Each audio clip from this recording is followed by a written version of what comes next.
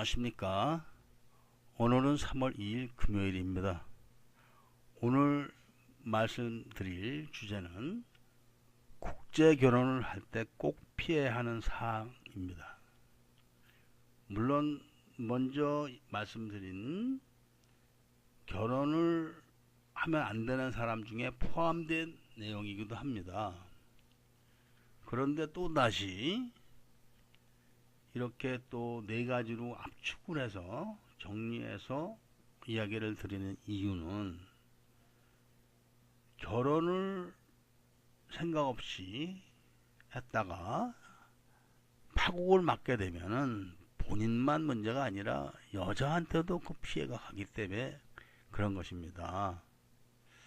그래서 오늘 또 다시 한번 이런 말씀을 드리는 겁니다. 그 첫 번째가 과시형 국제결혼을 하지 마세요인데, 이 국제결혼이라고 하는 것은 잘 사는 나라 남자가 못 사는 나라 여자를 잘 사는 나라로 데리고 가는 상황을 대부분 이야기를 하기 때문에 한국에서 오신 분들은 자신의 장인 장모가 될 사람들한테 본의 아니게 또 무례하게 보일 수가 있습니다. 또 문제는 이 정상적인 남자와 정상적인 여자, 그런 분들이 만남을 가졌을 때도 그런 일이 또 종종 발생합니다. 왜 그런 거 하니, 이 혼자서 사시는 분들이 혼자서 살다 보면은 남하고 접촉을 하거나 남과 상대하거나 남의 집을 방문할 때 어떻게 해야 되는지에 대해 망각을 하는 경우가 많습니다. 아니면은 무심하게 그냥 자기 일상대로만 그냥 지나가는 경우가 많습니다. 한국에서 결혼할 여자의 집을 방문해서 미래의 장인 장모가 될 어른들을 만나게 된다면 양복을 쫙 뽑아 입고 머리를 손질하고 외모를 좀 단장을 하고 그래도 뭔가 인사차 사서 들고 가는 경우가 거의 다입니다.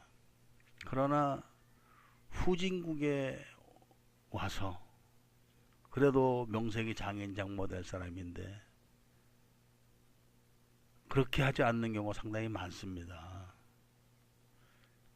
물론 가난한 사람들 밥도 못 먹고 뭐 딸을 키워놓은 건지 저절로 큰 건지 그런 분간이 안 될 정도의 사람들이라면은 이래도 좋고 저래도 좋지만 정상적인 중산층 가정에서는 냉대합니다. 그리고 상대를 하지 않습니다. 왜냐하면 그런 분들은 다 그 나라에서 나름대로 살아가는 사람들이기 때문에 예의범절이나 매너에 대하여 많은 그 생각을 하고 사는 사람들이기 때문에 그렇습니다. 그렇게 본의 아니게 과시형이 된 것이죠. 본의 아니게. 그런 본의 아니게 과시형이 돼서 피해를 보는 경우도 있고, 또 본인 스스로가 성격적으로 이렇게 과시를 하려고 드는 분들이 있습니다. 결과가 좋지 않죠. 결과가. 또 김한영이 뭐 말이 좋아서 김한형이지 거짓말하고 사기치는 겁니다. 내가 사업을 한다. 한국엔 1인 기업이 참 많습니다. 뭐 용달차를 해도 사장이고 사업자도 있고 하지만 실질적으로 보면은 자가주택도 아닌 그 임대주택 살면서 임대료도 못 내는 경우가 많은데 사장이다 이렇게 뭐 그 속이고 해가지고 나중에 여자가 결혼해서 한국에 왔을 때는 이혼 소송의 빌미가 됩니다. 그런 것들이. 그리고 영사면담할 때 대사관의 영사님들이 한국 분이니까 잘 알죠. 얘기를 하면은 그걸 또 속이고 말 바꾸고 이렇게까지 하는 분들도 있습니다. 뭐 얌체형 같은 경우는 필리핀 여자한테 얻어먹고 가는 경우도 있습니다. 정말 그 얌체죠. 남의 차 다 쓰고도 기름값도 안 내고 갑니다. 뭐 렌트비 이런 게 아니라 기름값조차도 안 내고 가는 경우도 있고, 이렇게 얌체 같은 사람들도 뭐 얌체 짓 했다고 법으로 처벌받거나 뭐 이런 건 아니지만 이미 여자도 그걸 알고 여자네 집에서도 그런 걸 합니다. 그리고 결혼을 해서도 또 그렇게 할 것이기 때문에 그런 식으로 결혼을 해서는 안 된다는 것이죠. 마지막으로 말씀드리는 이 한풀이형, 아주 이거 위험합니다. 한풀이형의 그 가장 많은 분류는 이혼한 분들인데, 그 전 부인한테 너 한번 두고 봐라, 내가 너보다 훨씬 이쁘고 너보다 훨씬 젊은 여자하고 사는 거 보여줄게, 이런 마음을 속에다 넣고 여자를 찾는 겁니다. 내가 앞으로 어떻게 살아야겠다, 내가 이혼한 처지에서 애들도 있는데 어떻게 해, 이런 생각은 전혀 없습니다. 그저 복수심, 한풀이. 여자는 모르죠. 저 남자가 무슨 이혼을 해서 어떤 마음을 갖고 있는지 모릅니다. 그러나 그렇게 해서 같이 살겠습니까? 살면 며칠이나 살겠습니까?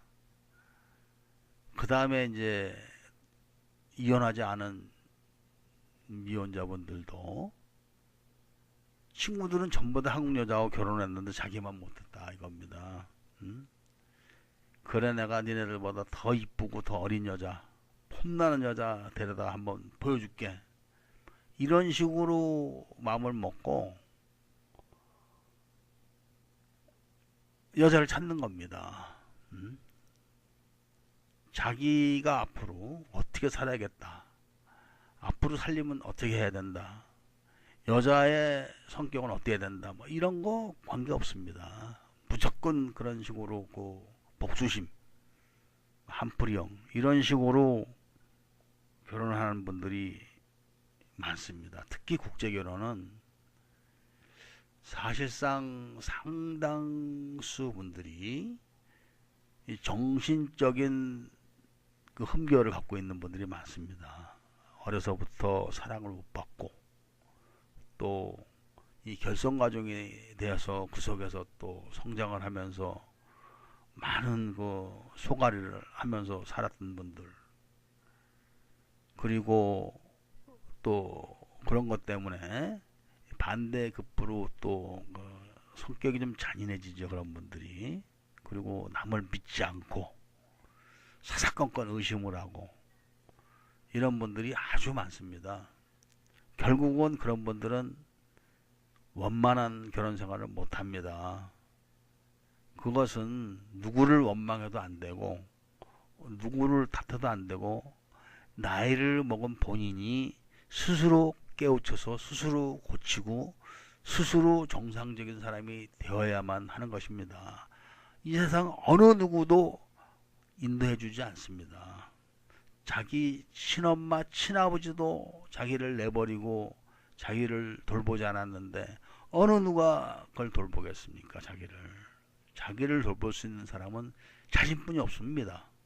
그렇기 때문에 가슴이 아프고 속이 쓰리고 속상하다 하더라도 앞으로 살아갈 날이 더 많기 때문에 얼른 그것을 고치고 또 다듬어서 자기도 남들처럼 정상적인 삶의 대열에 합세를 해야 되는 것입니다.